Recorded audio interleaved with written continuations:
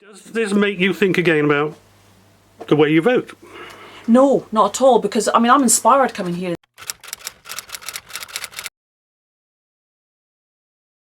And so you would still vote for cutting welfare benefits? I still believe in what I did.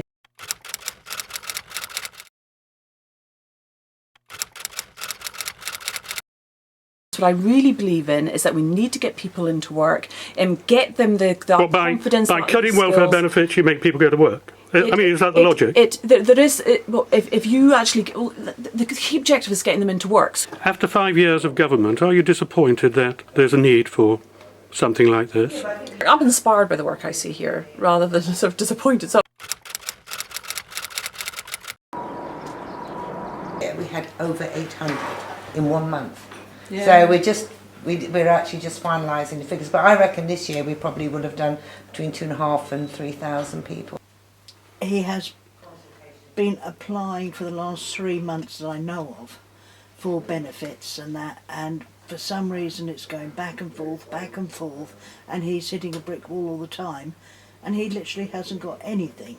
Give them the advice and help them get, just short-term support to get them back on track. So you're not disappointed that this is necessary? Well, I think that's sort of the wrong way of putting it, because I think there's always going to be people in society at some point in time who may be in need. But shouldn't the government be doing what this is doing?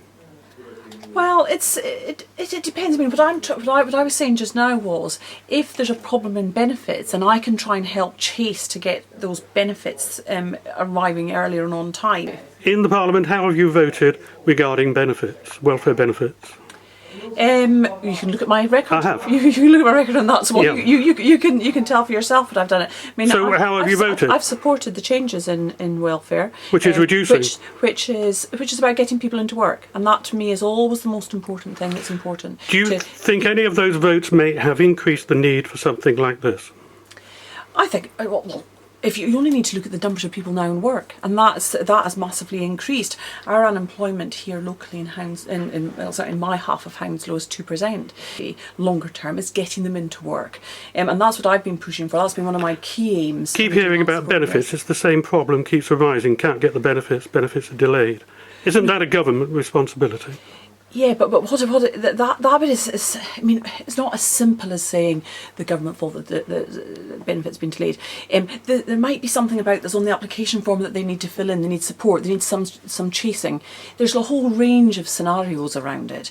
I think everybody admires you for coming here, but you have repeatedly voted for reducing or controlling welfare benefits, haven't you?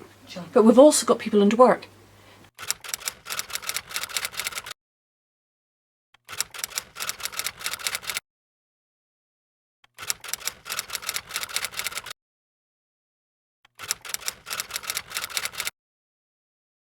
Here, the government didn't need to say to you, do this.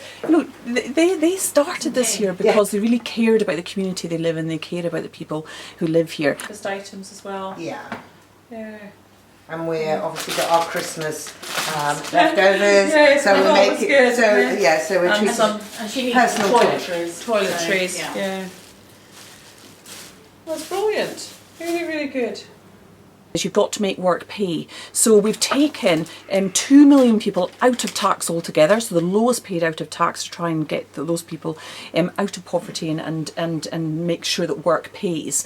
And for a while, I mean, I was having people coming to my surgeries and they were getting more on benefits than they would be if they were earning a job. So we had to change that type of scenario, because it's so much better for that individual to be working, if they've got the ability to do it, to be working rather than claiming benefits. But we're not always talking about old people who wouldn't be in work anyway.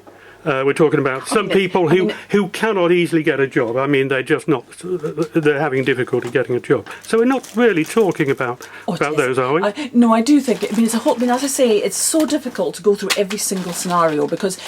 Lovely guy that comes in and helps with the stock, and he had a stroke, had to give up his well-paid job as a young child, but now comes into the project, and he says, that's given him a whole new lease of life.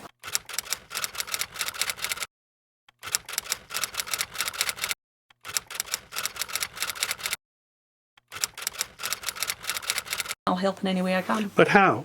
I mean, is the government going to get involved, or are they not going to get involved?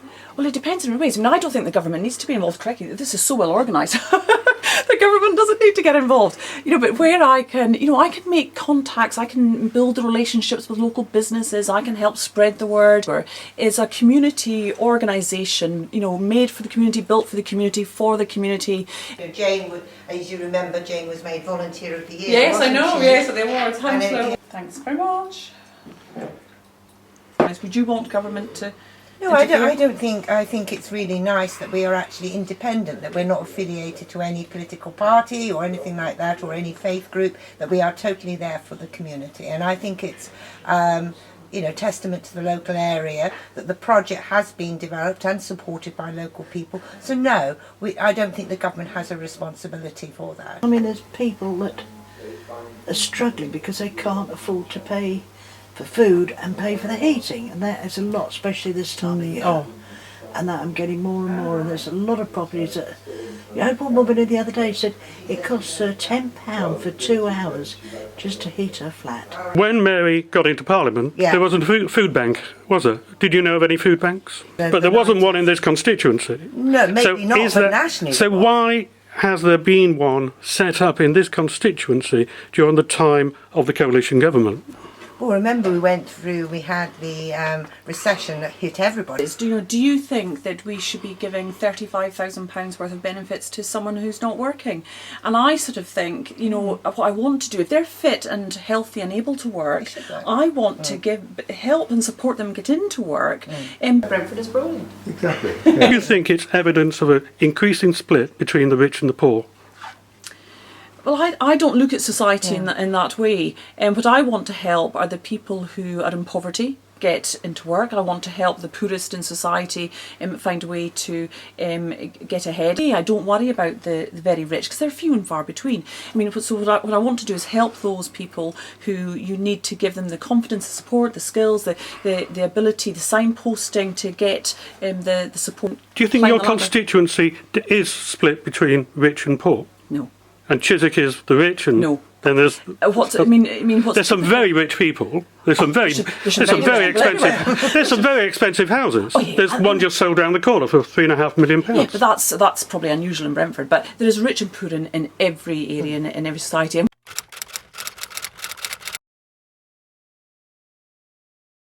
The Brentford and Isleworth bit is, I think, a really exciting time during an election because it's neck and neck. So it's typically always a Conservative Labour fight, and every vote counts. So if you really want to see democracy in action, it's right here.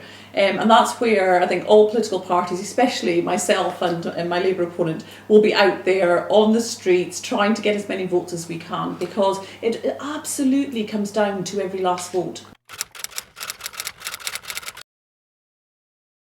I want people to vote, I want women to vote because women fought so hard for the vote.